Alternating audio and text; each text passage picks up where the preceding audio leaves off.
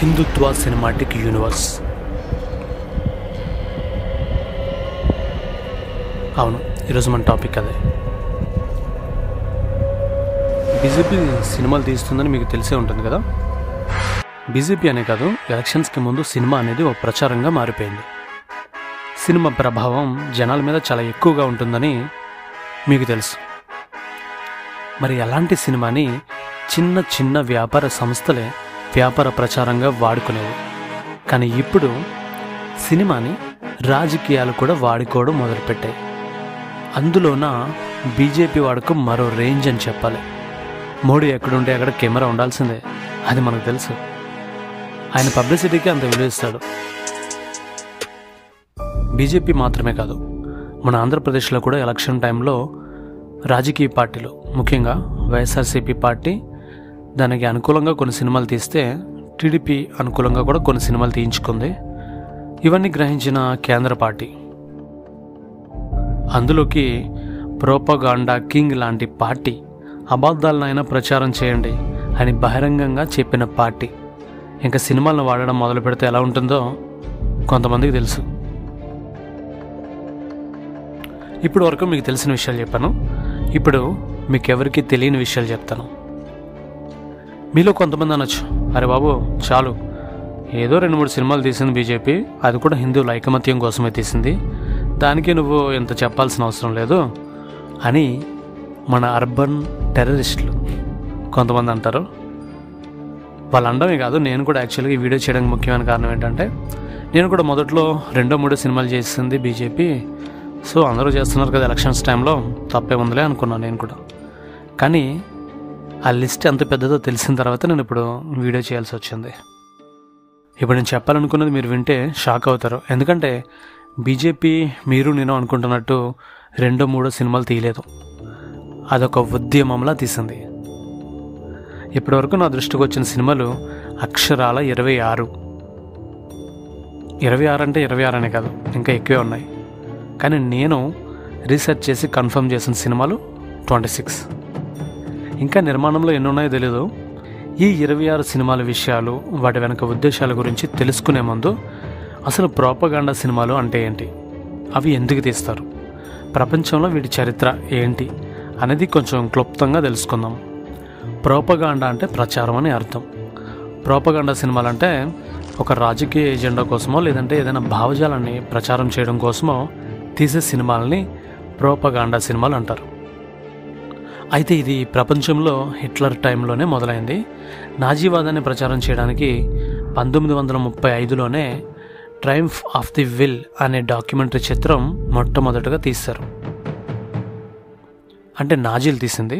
ఈ ప్రోపగాండా సినిమాలన్నింటి ఉద్దేశం ఏంటంటే బ్రెయిన్ వాష్ చేయడం, ఎమోషనల్గా రెచ్చగొట్టి వారి భావజాలానికి సానుభూతి పరులుగానో ఇంకా కుదిరితే సైనికులుగానో ప్రజలు మార్చేసుకోవడం.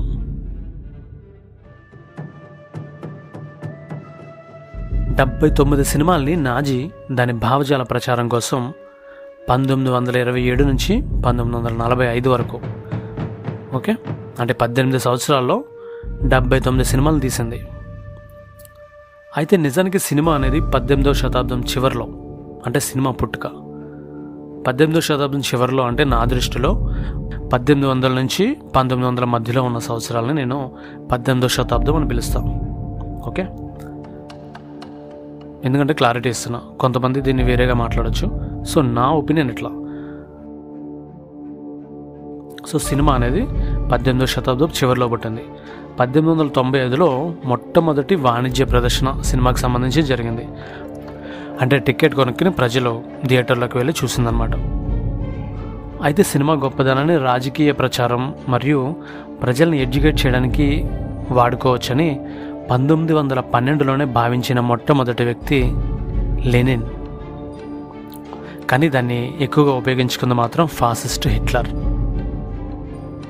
1911లో రస్బోయిల్దిన్ అనే చిత్రం మొదటగా నిర్మించబడ్డ ప్రోపగాండా చిత్రం. కానీ దీన్ని చరిత్రకు వ్యతిరేకంగా ఉండడంతో పోలీసులే దీన్ని ధ్వంసం చేశారు. అదే తర్వాత నెక్స్ట్ ఇయర్ 1912లో ఇంచుమించు అదే సినిమా, అదే కాన్సెప్ట్తో ఇండిపెండెంటా రొమానియే అనే చిత్రం రిలీజ్ అయింది. సో ఈ రెండిట్లో ఉద్దేశం ఏంటంటే దేశభక్తి. యాక్చువల్గా 1877-78 మధ్యలో ఒక యుద్ధం జరిగింది రష్యాకి టర్కీకి. సో ఆ యుద్ధానికి సంబంధించి దేశభక్తిని రగిలించుకోవడం కోసం, వారి ప్రజల్ని దేశభక్తి వైపు నడిపించడం కోసం కొంత చారిత్రక వాస్తవాలతో మొదట రస్బోయిల్ దిన్ అనే సినిమా తీశారు. కానీ అది పోలీసులు దాన్ని ధ్వంసం చేసిన తర్వాత ఇండిపెండెంట్ రొమానియా అనే చిత్రం దాన్ని కొంచెం డెవలప్ చేసి తీసుకొచ్చారు. అయితే దీంట్లో ఎడిటింగ్ మిస్టేక్స్ చాలా ఉండడం, ఫస్ట్ టైం కాబట్టి కొన్ని సీరియస్ సీన్లు కూడా ప్రజలు నవ్వడం, ప్రేక్షకులు నవ్వడం అనేది జరిగింది. సో ఇలాంటి కొన్ని ఇష్యూస్ జరిగాయి స్టార్టింగ్ టైంలో. అది మొదటి సినిమా ఏదేమైనప్పటికీ. దీని తర్వాత రెండో సినిమాగా అమెరికా నిర్మించింది హాలీవుడ్ చరిత్రలోనే అత్యంత వివాదాస్పద జాతీయ అహంకార సినిమా, చరిత్ర మరియు కల్పనలతో అమెరికాలో రిలీజ్ అయింది. దాని పేరే the birth of a nation. ఇది 1915లో రిలీజ్ అయ్యి ఎన్నో వివాదాలను ఎదుర్కొంది. దీని మీద ఎంత కాంట్రవర్సీ జరిగిందంటే ఎన్నో ఉద్యమాలు జరిగాయి. ఈ సినిమాని బ్యాన్ చేయాలని చెప్పి ఎన్నో ప్రదర్శనలు జరిగాయి. అయినప్పటికీ దీన్ని బ్యాన్ చేయడం అనేది జరగలేదు. అత్యంత దారుణమైన జాతీయ అహంకారాన్ని ఇందులో చూపించడం అనేది జరిగింది. అంటే నల్లవాళ్ళపై జరిగే దాష్టికాల్ని తెల్లవాళ్ళు అది మా హక్కు అన్నట్టుగా సినిమాలో చూపించుకున్నారు. ఆ తర్వాత మొదటి ప్రపంచ యుద్ధ సమయంలో బ్రిటన్, జర్మనీ, యుఎస్ఏ అలాగే ఫ్రాన్స్ ఇలాంటి సినిమాలు చేశాయి. సినిమాలు మాత్రమే కాదు, నిజం చెప్పాలంటే సినిమాల కంటే ముందే ఈ ప్రోపగండా చేయడానికి ఒక మీడియా ఉండేది. అదేంటంటే wall posters. So wall posters ద్వారా తమ ప్రజల్ని శత్రు దేశం మీద ద్వేషం పెరిగేలాగా, సొంత దేశం మీద ప్రేమ కలిగేలాగా వాల్ పోస్టర్స్ అనేది రెడీ చేసేవారు. సో సినిమా వచ్చిన తర్వాత వాల్ పోస్టర్స్ అనేది కొంచెం తగ్గింది. సినిమాయే ఆ యొక్క గ్యాప్ని ఫుల్ఫిల్ చేసింది. సో సినిమా వచ్చిన తర్వాత ప్రోపగండా మూవీస్ కింద అది రూపం మార్చుకుంది. నెక్స్ట్ రెండో ప్రపంచ యుద్ధంలో మిత్రరాజ్యాలు కూడా ప్రోపగండా సినిమాలు తీసాయి. ఇందులో ఇండియా 1940 నుండి 1943 వరకు 8 సినిమాలు తీసింది. అలాగే 1941 నుంచి 1945 వరకు సోవియట్ యూనియన్ కూడా 16 సినిమాలు చేసింది. అయితే ఇవన్నీ ప్రోపగండా సినిమా అనగానే మన చెడ్డ సినిమా లేదా మంచి సినిమా అని ఫిక్స్ అవ్వకూడదు. కారణం ఏంటంటే ప్రోపగండా సినిమాల్లో మంచి సినిమాలు ఉంటాయి, చెడ్డ సినిమాలు ఉంటాయి. సో సాధారణంగా ప్రోపగండా సినిమాలు అంటే ఏంటంటే ఒక భావజాలాన్ని ప్రచారం చేసుకోవడం కోసం తీసే సినిమాలు. ఫర్ ఎగ్జాంపుల్ ఒక మతపరమైన సినిమాలు కావచ్చు, లేదంటే దేశభక్తిని కలిగించే సినిమాలు కావచ్చు, లేదంటే కమ్యూనిజంని వ్యాప్తి చేయడం కోసం తీసే సినిమాలు కావచ్చు, లేదంటే దళిత్ ఇష్యూస్ మీద సినిమాలు తీయడం కావచ్చు, సామాజిక విషయాల మీద సినిమాలు తీయడం కావచ్చు. ఏదేమైనప్పటికీ ప్రోపగండా సినిమాలు అనేవి చెడ్డవి కావు. అవి ఎప్పుడు చెడ్డగా మారుతాయంటే కల్పితాలతో, అభూత కల్పనలతో పనిగట్టుకుని ఒక వర్గాన్ని టార్గెట్ చేయాలనుకున్నప్పుడే అవి ప్రోపగండా సినిమాలు చాలా మంచి సినిమాలు కాదన్నట్టు మనం గుర్తించాలి. యాక్చువల్గా ఎక్కువ శాతం ప్రోపగండా సినిమాలు అనేవి నిర్మించబడిన టైం ఏంటంటే first world war and second world war. Almost అవి రెండు, ఎస్పెషల్లీ సెకండ్ వరల్డ్ వార్ వచ్చేసరికి సినిమా బాగా ప్రభావం చూపించడం మొదలుపెట్టింది.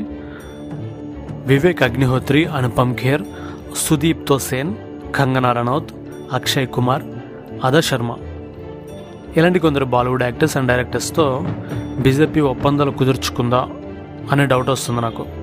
ఎందుకంటే ఎక్కువగా వీళ్ళే ప్రోపగండా సినిమాలు చేస్తుంది. 2019 జనవరిలో బాలీవుడ్ దాని సమస్యల కోసం మోడీని కలిసింది. ఎందుకంటే బాలీవుడ్లో ఉన్న సమస్యలు ఎస్పెషల్లీ జిఎస్టీని తగ్గించమని అడగడం కోసం మోడీని కలిసింది. అయితే మోడీ దానికి అంగీకరించారు, జిఎస్టీ తగ్గించారు. తర్వాత అక్టోబర్లో 150వ గాంధీ జయంతి నాడు మళ్ళీ బాలీవుడ్ సెలబ్రిటీలు మోడీని కలిశారు. 2024లో కపూర్ ఫ్యామిలీ రాజ్ కపూర్ జయంతి కోసం మళ్ళీ మోడీని కలిశారు. ఇప్పుడు లేటెస్ట్గా 2025లో ఈ ఫిబ్రవరిలోనే వేవ్ సమ్మిట్లో గ్లోబల్ ఎంటర్టైన్మెంట్ హబ్ కోసం మోడీ ఇండియన్ స్టార్స్తో వీడియో కాన్ఫరెన్స్ చేశారు. సరే ఏదైతే ఏంటి మొత్తం మీద అంటే ముందు నుంచి నాజీ బాటలో నడుస్తున్నారు కాబట్టి ముందు నుంచి ఉన్న ఆలోచన లేదంటే వీళ్ళని చూసిన తర్వాత వచ్చిన ఐడియానో తెలియదు, కానీ ఓకే మోడీ మాస్టర్ మైండ్ ఇప్పుడు బాలీవుడ్ వాళ్ళకైతే అర్థమవుతుంది.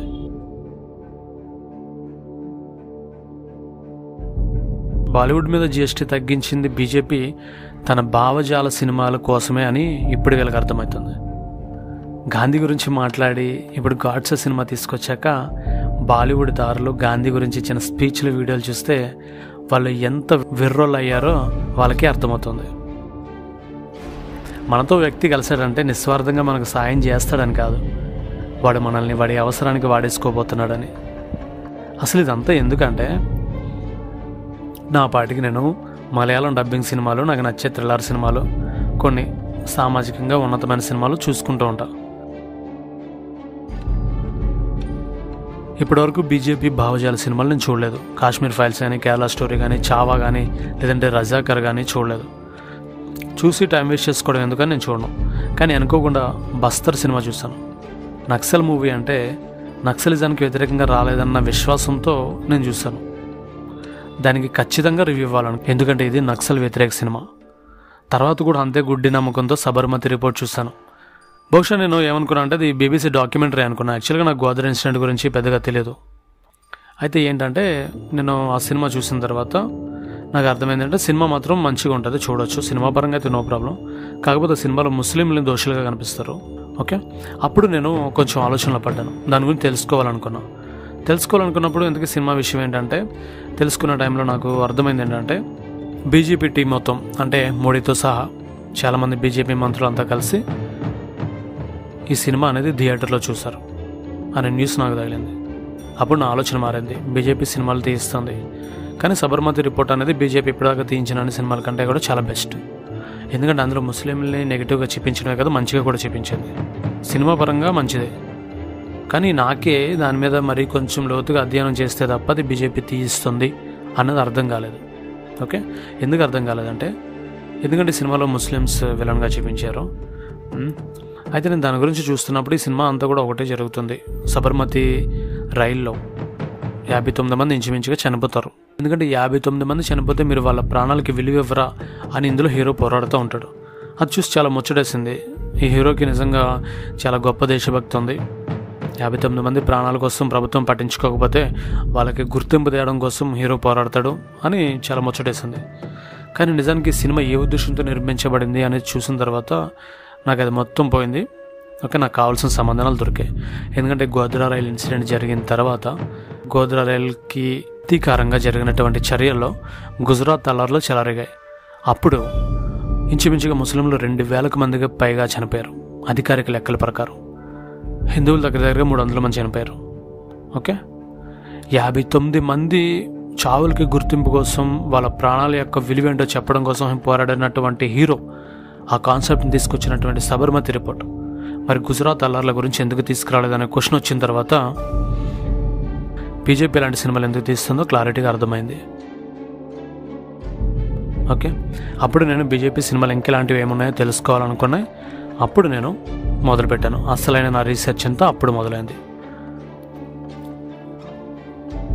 అయితే బీజేపీ భావజాల సినిమాలు అనేవి చాలా ఆర్టికల్స్ చూశాను. అక్కడక్కడ న్యూస్ పరంగా కానీ లేదంటే ఇట్లాంటి కొన్ని ఆర్టికల్స్ చూస్తే చాలా తక్కువ. కొంతమంది 3 మెన్షన్ చేస్తారు, కొంతమంది 5, కొంతమంది 10, కొంతమంది ఒక 7, అట్లా ఇష్టం వచ్చినట్టు.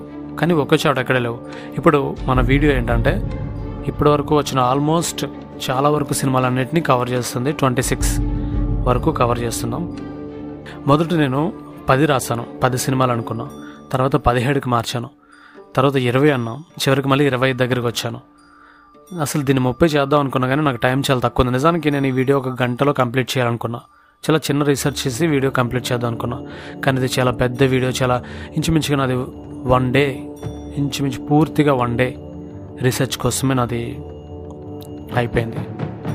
తర్వాత ఇంకా చాలా సినిమాలు ఉన్నాయని కొన్ని ఆర్టికల్స్ చెప్తుంటే ప్రస్తుతానికి ఇవి చాలని ఇక్కడితో ఆపేశాను. ఎందుకంటే ఎవరో ఏదో రాస్తే దాన్ని గుడ్డిగా నమ్మను, క్రాస్ చెక్ చేయాలి. వాటి బ్యాక్గ్రౌండ్, వాటిపై కాంట్రవర్సీ న్యూస్లు కానీ, కథ ఏంటి, ఇవన్నీ చెక్ చేశాకే నేను దాన్ని ఆ లిస్ట్లో చేరుస్తున్నాను. ఈ సినిమాకి నేను 1 రోజు రీసెర్చ్ అనేది చేయడంతో సరిపెట్టేస్తున్నాను. బీజేపీ బ్రాండ్ సినిమాల లిస్టు ఒకసారి పరిశీలిద్దాం.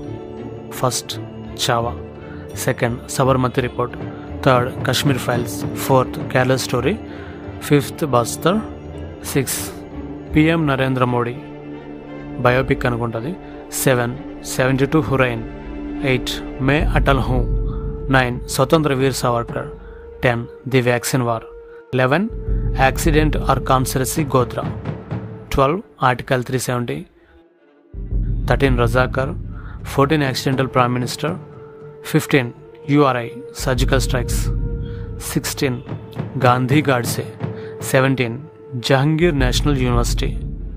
18 జనవరి 19 అనమాట సినిమా పేరు. 19 Buddha in a traffic jam. అలాగే నెక్స్ట్ 20 ఢిల్లీ ఫైల్స్. యాక్చువల్లీ ఇది ఇంకా రిలీజ్ అవ్వలేదు, ఇయర్లో రిలీజ్ అవబోతుంది. 21 the diaries of West Bengal. 22 Hamare Baarah. 23 emergency. 24 Thalaivi. 25 Ram Setu.